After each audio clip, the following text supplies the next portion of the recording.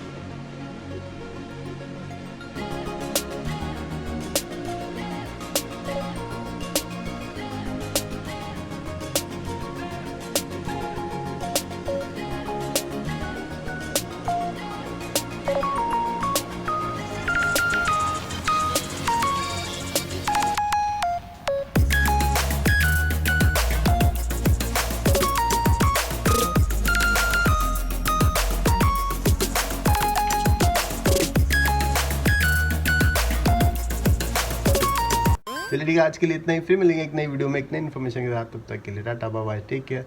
और हाँ, हाथ उठा के जय हिंद।